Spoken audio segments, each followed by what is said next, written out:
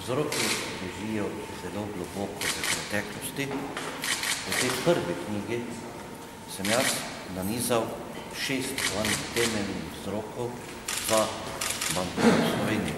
Narobe je, da gospodarstveniki, podjetniki niso v parlamentu.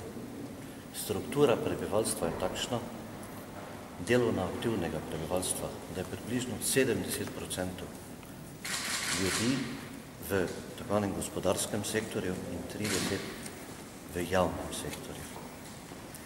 Struktura v parlamentu je bistveno drugačna in to je eden od temeljnih vzrokov za težave Slovenije in tudi to piše tukaj zelo analitično.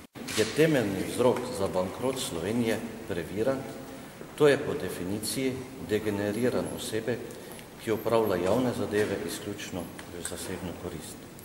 Takšno definicijo je podal ameriški pisec Ambrose Bierce za politike takšnega kova. Naključje, da je prevod te besede iz angleščine torej zelo podoben priimku vašega nekdanjega strankarskega kolega.